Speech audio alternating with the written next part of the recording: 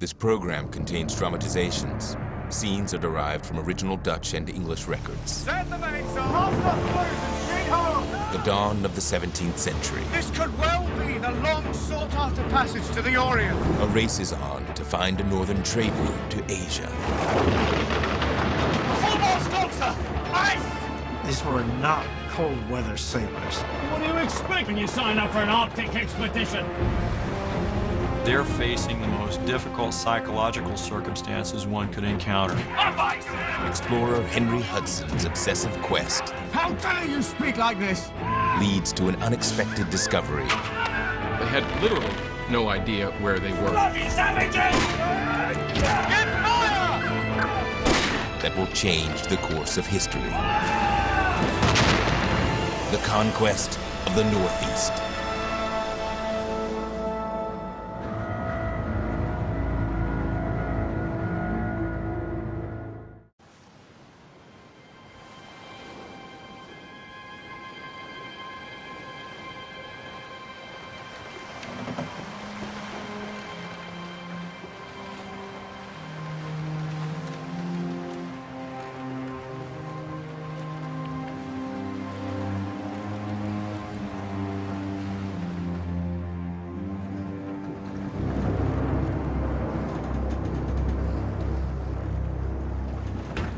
Let me reason with the master. For your own sake, do not do this evil thing in front of God and man. I would rather be hanged at home than starved abroad. We've only 14 days of victuals left. We cannot wait. If the master will not make a decision, we shall make a decision for him. Nay, you must not bear it. You will not join us. Best keep out of the way. What is the meaning of this? Get it?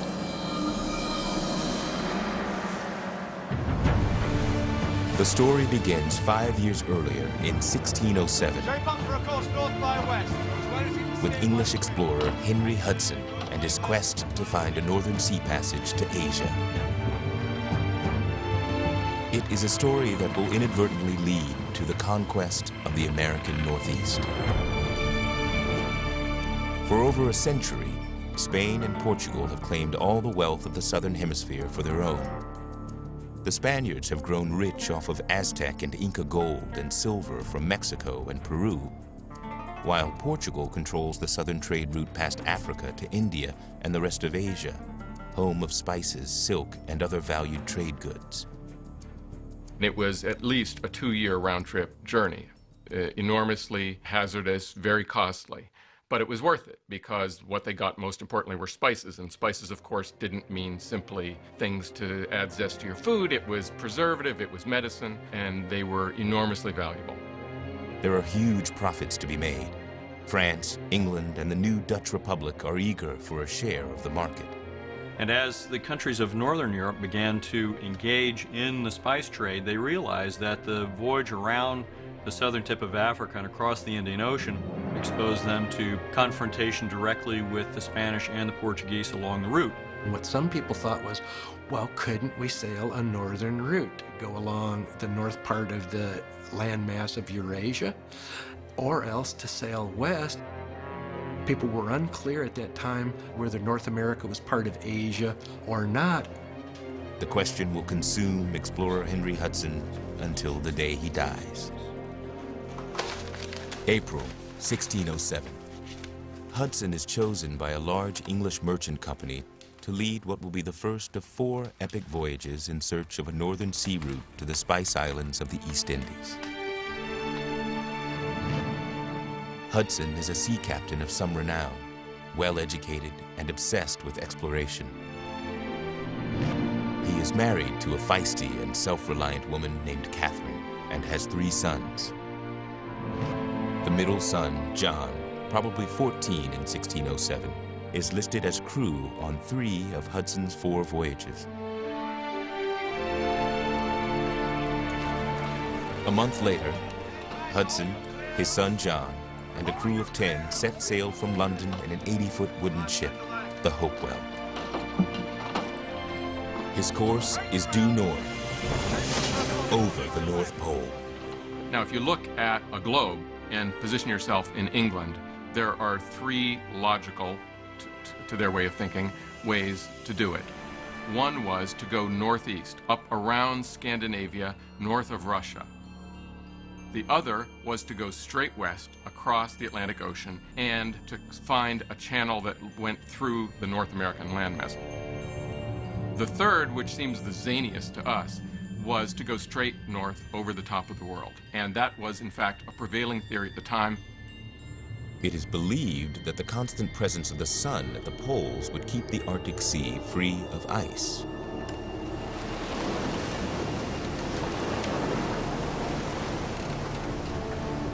Hudson is the first explorer to test the polar route.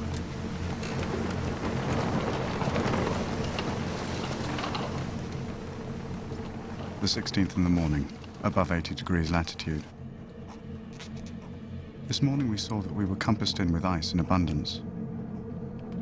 I hoped to have had a free sea between land and the ice, and meant to have compassed this land by the north. But now, finding by proof it is impossible, I'm forced to return.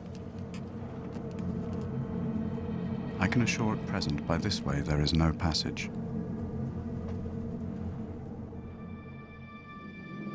If you bring us no news of a passage, then did you bring back any fish? Furs? Did you make any profit at all for the company? I did not. But I did find a... Back in London, Hudson meets with his sponsors. Master Greenwell says, if I may, it is clear there is no passage by way of the pole. But what of the northeast passage? If I can sail through the northern sea, I am sure I can find a navigable river that will take me to Cathay. If the sea prove inhospitable, I believe there could be a strait through the island of Nova Zembla. Would the company consider financing a new expedition in the spring? We will take it under consideration, Master Hudson. It will be a matter for the board of directors. Thank you.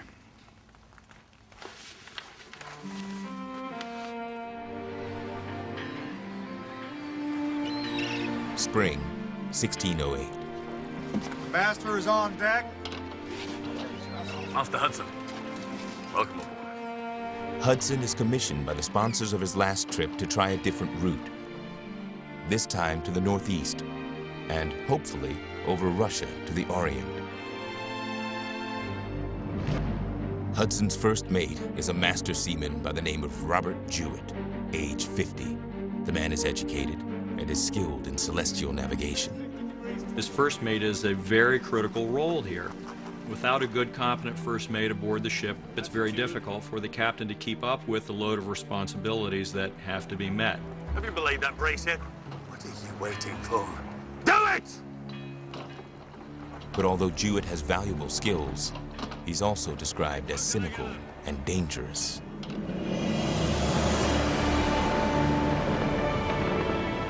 So they try Plan B, which is the northeast. They sail up over Scandinavia and north of Russia, and it is probably just as grueling as the last trip. May 5 and 20th. The wind at east-northeast. My carpenter was taken sick, and so doth yet continue. And 3 or 4 more of our company was inclined to sickness, I suppose by means of the cold. Most of these were not cold weather sailors. These were farmers. These were people who were picked out of the bars on the waterfront when the ships needed a crew. When they met with the hardships, these poor men couldn't take it. 3 months later, they reach the strait that Hudson has pinned his hopes on. Shall I give the order to turn back, sir? No. We'll not go back empty-handed. We'll change course and sail northwest. It is late in the season to be heading northwest, sir. If the winds be favorable, as they have been, we'll make it there and back in good time. Aye, sir.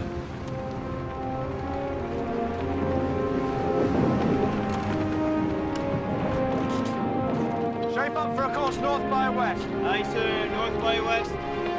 Hudson orders his weary crew to set a course toward America. His destination? An area above Arctic Canada as yet largely unexplored. But his men, have other ideas. Headed northwest with winter set to me. Take command of the ship? I'll not starve to death on this ship.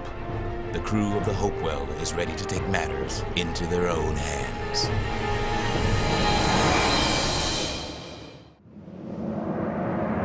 July 1608. Henry Hudson leads his tired crew toward Arctic Canada in search of a northwest passage. To the north and east, he's been turned back by ice. Now, as he heads west, his crew grows restless. I'll not starve to death on this ship. The Hopewell never completes its journey west. On August 26th, the ship docks in London. An entry from Hudson's logbook gives the only clue to their sudden return. I used all diligence to arrive at London, and therefore I now gave my crew a certificate under my hand of my free and willing return without persuasion or force by any one or more of them. He must have been persuaded, and who the culprit is, or the ringleader, we don't know, but we get the feeling that Jewett was always a troublemaker. Mutiny is punishable by death. There is no worse crime on a ship. It is very important that there be very strict discipline aboard a ship, and once you've lost control, then you're doomed. Hudson immediately seeks sponsorship for a new venture, but rumors of his detour to the west and of his crew's near mutiny have preceded him. I am persuaded there must be a passage to the northwest. Would the company consider financing a new expedition in the spring? I'm sorry, but we can sponsor no new ventures this year.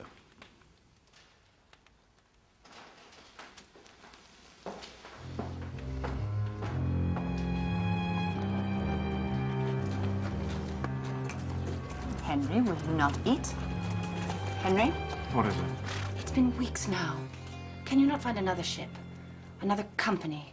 Find other piloting work? I'll not be piloting a whaling ship, Kate, if that's what you're Did suggesting. I say that? Nay, Henry, but we cannot go on like this. You must find work. Father, Mother, we have a visitor. Master Van Meteren. May I have a moment of your time? I have a proposition for you. Master Van Meteren, I will leave you gentlemen. Come, John. Pray, take a seat. Thank you. Master Hudson, I speak on behalf of certain Dutch merchants who are desirous of aiding you in your ambition to find a northern sea passage to the Orient. I'm very interested, of course. We want an experienced pilot to help us find a passage above Russia and the islands of Nova Zembla. But the way is barred by huge ice floes. I know, I've seen it with my own eyes. Yes, we know of your travels. But our geographers are convinced that there must exist a passage that way. It is an opportunity, Master Hudson. Maybe too good to pass. Why don't you think on it?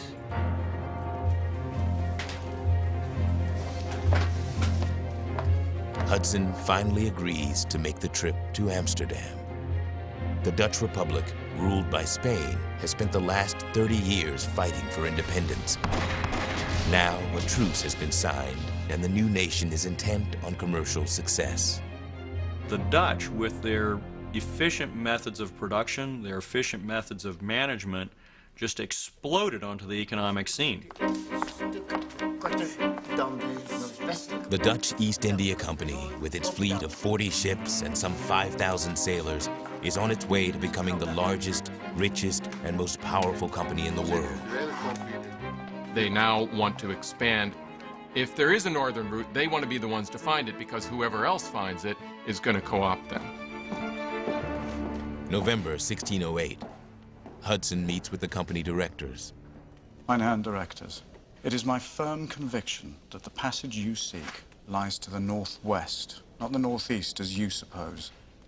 The venture would carry no more risks than an expedition to the northeast, but I suggest that the rewards would be just as great, if not greater. But I would need your answer soon if I'm to set sail in spring. We hebben Master Hudson gehoord. Wat denken we ervan? Volgens mij zijn de plannen van Master Hudson niet goed voor de wereld. Waarom?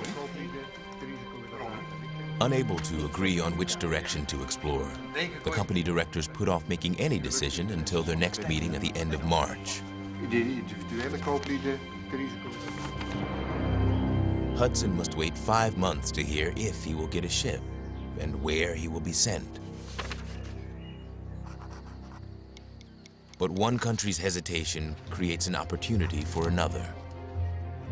France's explorations in the New World have yielded little profit. An alternate route to the East Indies is far more attractive. What Hudson represented was the opportunity to move into another arena. His destination was the Spice Islands. The French looked at this as an opportunity. The powers throughout Europe were keyed into him. He was a Bill Gates kind of figure in that people around Europe thought he was someone who knew which way the future lay, and they wanted to join up with him. The French ambassador to the Dutch Republic, Pierre Genin, is intrigued by Hudson's plan. He maintains that there must be in the northern parts a passage corresponding to the one found near the South Pole by Magellan. This whole voyage, both out and home, can be finished in 6 months. But news of France's overtures to Hudson soon reached the Dutch.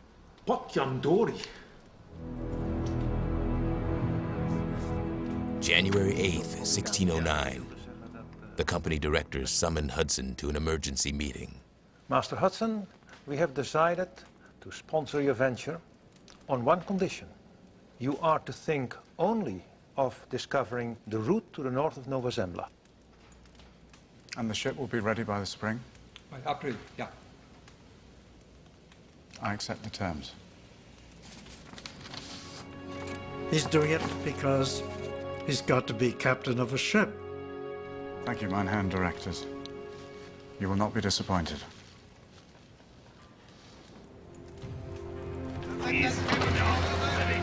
Hudson's ship is the newly constructed Half Moon. His crew of about 18 consists of English and Dutch sailors. Hudson also hires back his old navigator, Jewett.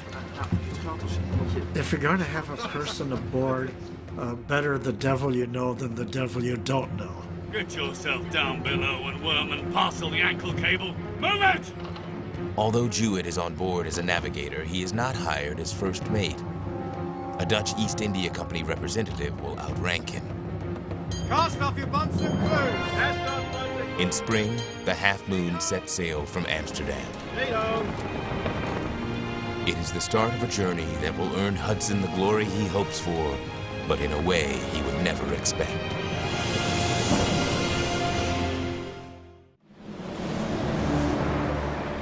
May 1609. Henry Hudson, now in the employ of the Dutch, sails along the northwestern coast of Russia, searching for a passage to Asia. On May 19th, the Half Moon enters an inlet of the Barents Sea, the White Sea. The cold is brutal. Hey, wat doen jullie hier?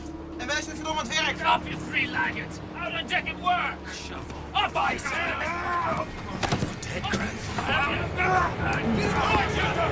Bring it up! You three, on deck! You two are confined to corners. Sir, they stay below and will not work. What is the cold, sir? Well, what do you expect, Carter, when you sign up for an Arctic expedition? Hudson is aware of his crew's frustration. He also knows that if he continues to push ahead into ice-filled waters, this journey will fail, just like the last two. I heard Carter say if he had £100, he'd give 90 of it to be home right now. I tell you, Captain, the crew can't take much more of this. But our charter is very clear. You would have us continue on through a sea of ice till we'd be crushed. Before that happens, I'll commandeer the ship myself and take her home. Jewett, watch your tongue, man. Then we must return to Amsterdam. Your employers will not like it if we return empty-handed. What do you propose?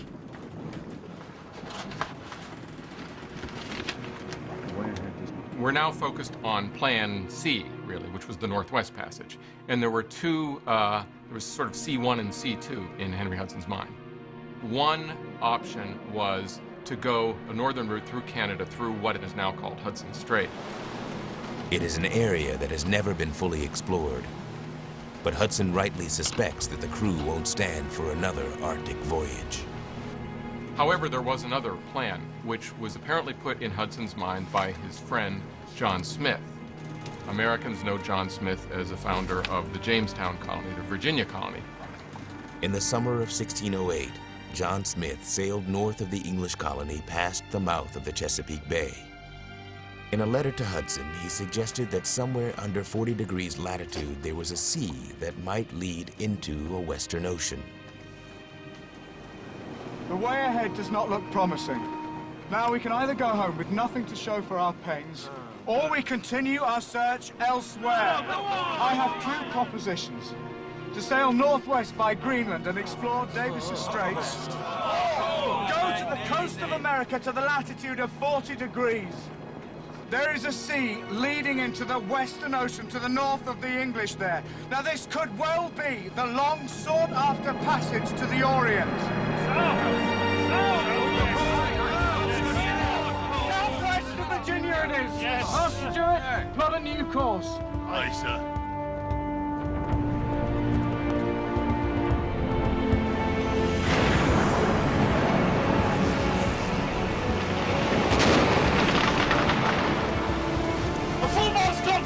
And the sail! Ice!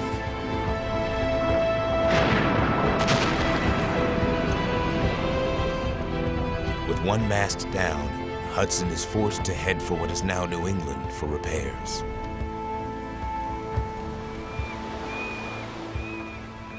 Er komt een boot aan! Er komt een boot aan!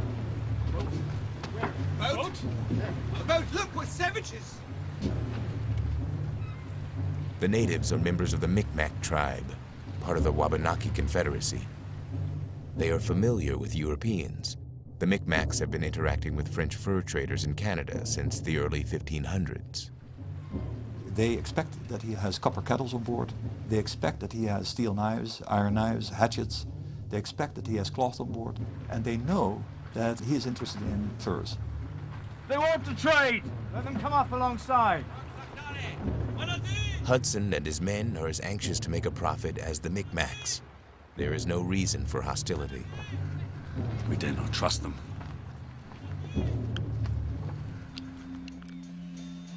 Three days later, the Half Moon is anchored close to shore to make much-needed repairs. And then they began to notice that there were lobsters. They were so common that at low tide they could just walk along the beach and pick them up. Ellie, look at the size of it! Oh, but look at this one you got! The crew consumes 59 lobsters that night, a welcome change from moldy biscuits. But not all see the place as a paradise. July 24th. We kept a good watch for fear of being betrayed by the people. They saw native people as savages. Their intent was to come in and take the resources by force. They had to dehumanize native people in their own minds in order to get to that goal.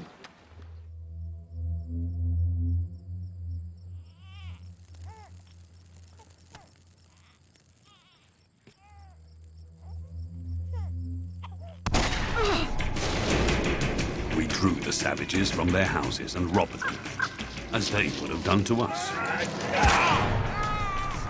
Grab the furs! Move it! Back to the cellar!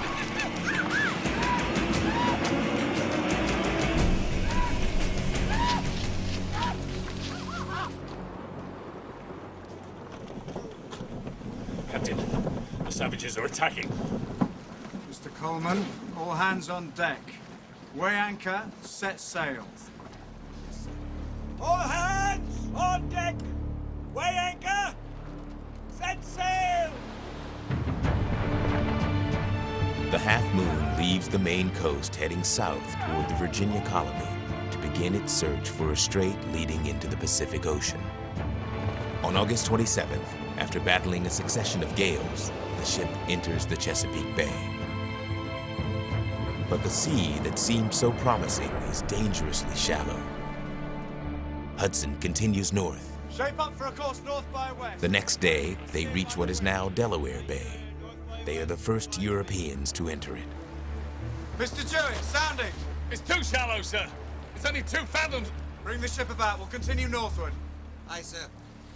Clearly, the entrance to what we now know as the Delaware Bay was not the entrance to a cut through the North American continent. So Hudson continues right on up the coast.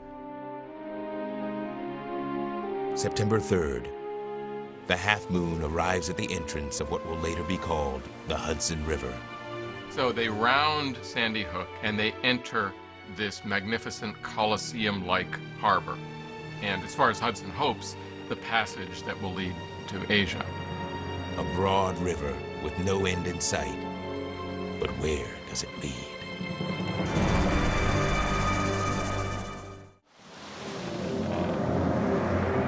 Six months after leaving Amsterdam, Henry Hudson and the crew of the Half Moon arrive at the mouth of what will one day be called the Hudson River. He is not the first European to see it, but he will be the first to explore it. Giovanni de Verrazzano, sailing for France, discovered New York Harbor in 1524. Esteban Gomez, sailing for Spain, visited a year later. Yet neither explorer went far upriver, and neither country followed up on their discoveries. You have to try to imagine this little wooden vessel going up it past this true wilderness. They were incredibly vulnerable. What they hoped was that very soon they were going to pop out into the Sea of Japan. Today, the people of the country came around, seeming glad we had come. They are well dressed in loose deerskins and brought green tobacco, which they gave us in exchange for knives and beads. They desire clothes and are very civil. He met two specific Indian tribes, the Munsee Delaware downstream and the Mohican, my own people, upstream. They were very, very similar. They were essentially a hunting, gathering, fishing, agricultural peoples. The Delaware have encountered Europeans before, hence their eagerness for European clothes and tools, and their caution. European explorers were out to make money. If they couldn't make a profit any other way, they weren't too proud to take Indian people as slaves and sell them back in Europe.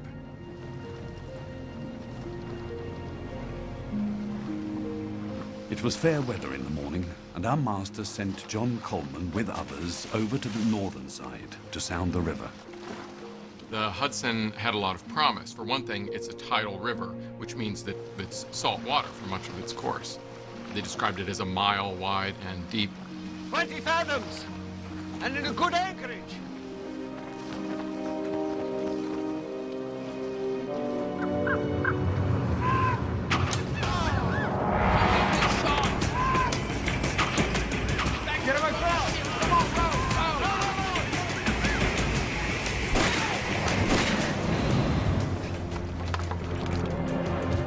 One of our men, John Coleman, was slain by an arrow shot in his throat, and two others were hurt.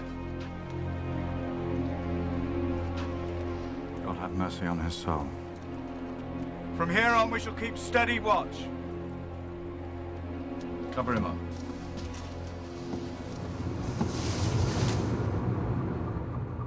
The crew remains vigilant as they continue their slow journey upriver.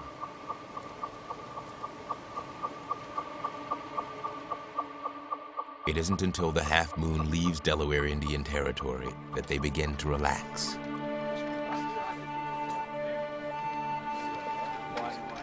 On September 21st, the Half Moon is anchored near present-day Albany, home to the Mohican people. The ship quickly draws a friendly crowd. The Mohican probably never had met with the Europeans before, although they undoubtedly knew about them and had heard of them. I want you to drink this. Hudson, suspicious, allows only the chiefs on board, then plies them with alcohol, hoping to expose any treachery. In the end, one of them became drunk. This was strange to them, and they didn't know what to make of it. Indian people did not have alcohol and were not familiar with it at all. And as far as I know, this is the earliest account on record of Europeans getting the Indians drunk.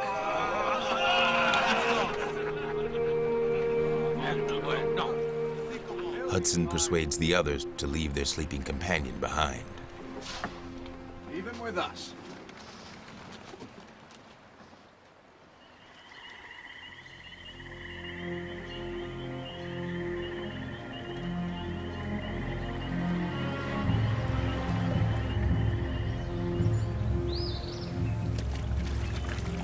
The people of the country did not come until noon. Fine, look! But when they came and saw the savage aboard our ship was well, they were glad. But Hudson has other concerns. The river has been getting narrower. From his anchorage near Albany, he sends out the ship's boat to see if it widens further up.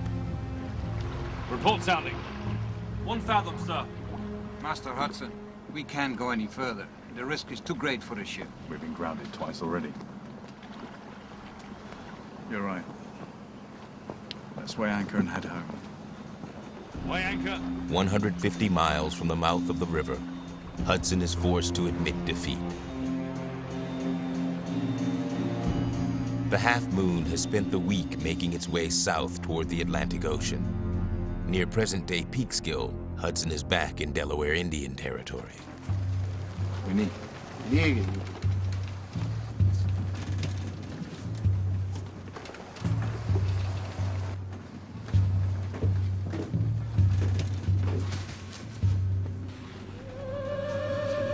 Savage!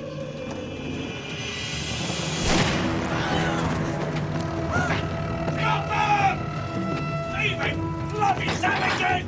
Don't just stand there! Give fire! What was that shot? I want you captain. The savages have stolen my bandolier and my 2 shirts. The next day is spent in a running fight with natives bent on revenge. 2 canoes full of men came up behind our stern and shot at us with their bows and arrows. In return, we discharged 6 muskets and killed 2 or 3 of them. There is nowhere to hide. The ship is an easy target.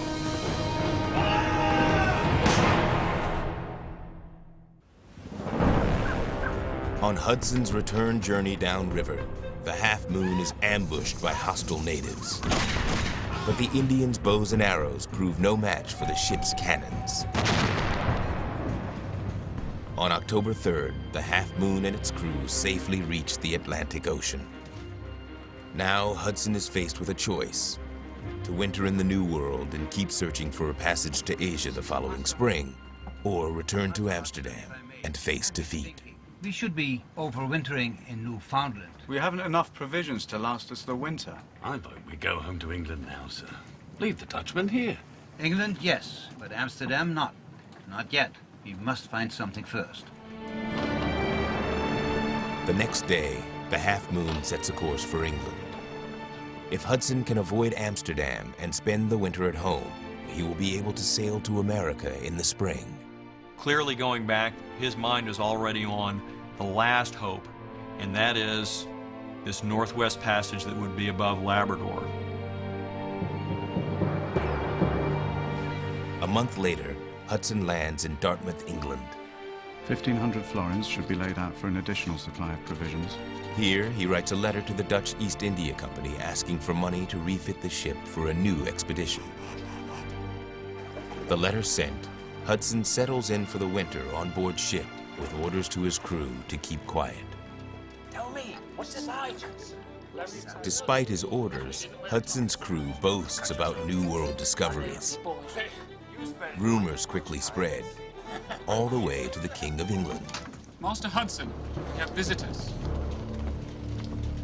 Master Hudson, you, Master Henry Hudson, are forbidden to leave these shores by order of His Majesty's government. Forbidden? But why? It is His Majesty's will that you and the English sailors in your company remain in England and serve your own country. Master Hudson, if you will. The English seize Hudson's charts and logbooks, information rightfully owned by Hudson's investors, the Dutch East India Company. The English would have been very interested in his charts especially. These were the road maps that they went by. and any new bit of information was invaluable.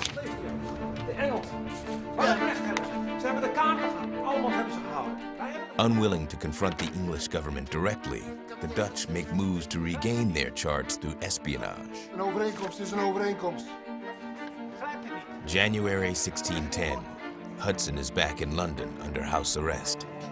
Here he meets in secret with Van Meteren, the Dutch consul, to whom he passes copies of his priceless charts and logbooks.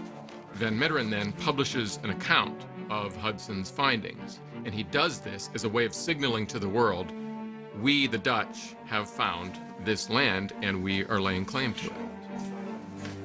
There is a water highway into the unexplored continent that is as fine... Van Meteren's account takes Amsterdam by storm. All thoughts of a shortcut to Asia are forgotten.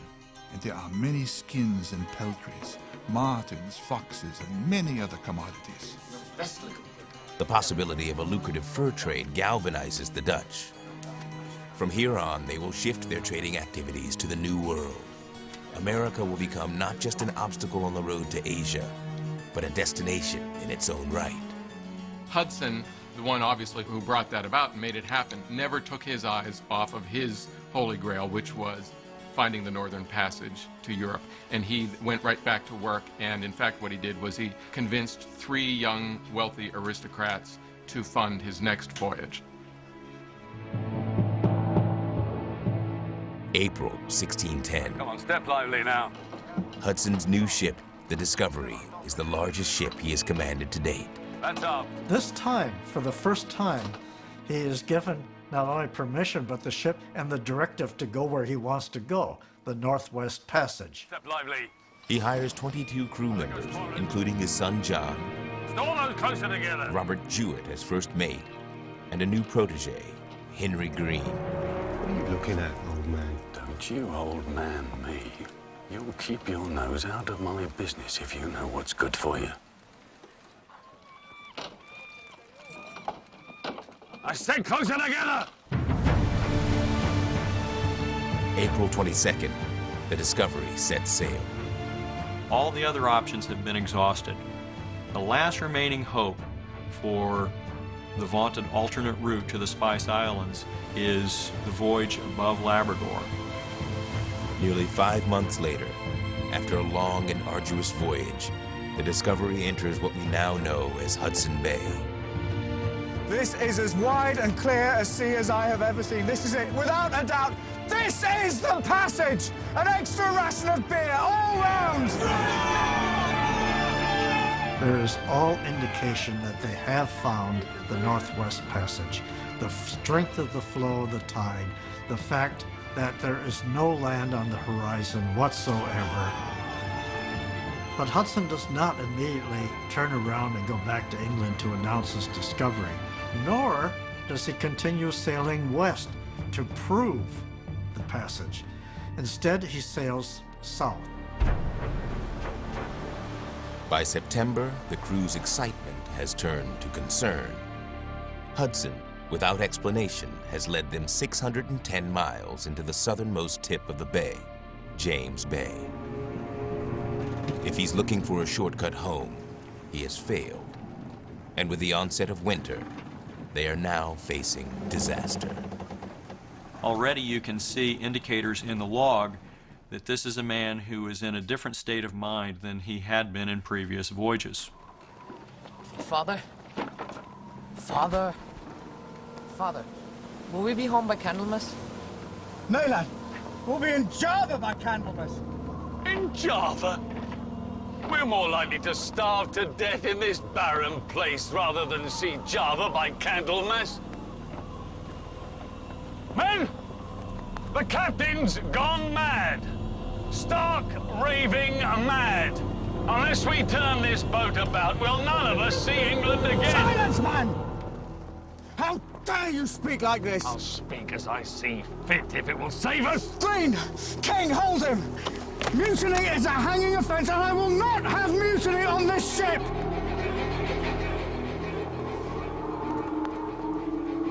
You will be punished, damn it! Violet! Aye, sir. You will take over Mr. Jewett's responsibilities. Jewett, you are no longer first mate. The devil take you. And all of you that follow this madman.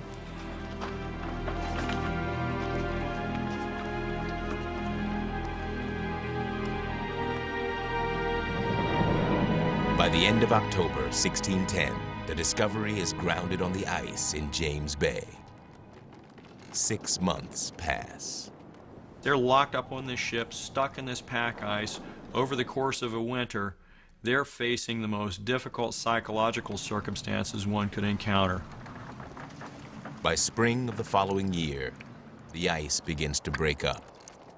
The crew is eager to head home. But provisions have all but run out. You do well to make the portions smaller, Green. I fear that the men would eat it all. They won't be able to govern their hunger. Aye, sir. Would that be thin enough, sir? Do as you will. I'll be in my cabin. Aye. With his own stash of victuals, no doubt. They felt that Hudson was squirreling away food for his own private use.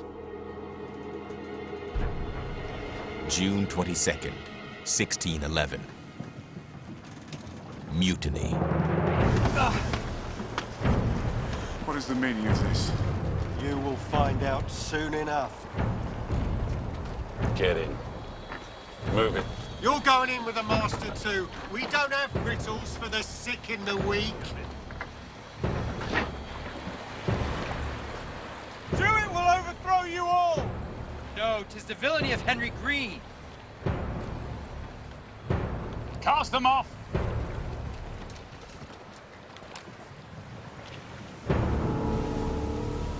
Hudson, his son, and the men who are too sick to survive a return voyage are cast adrift. Sheet home and bear away!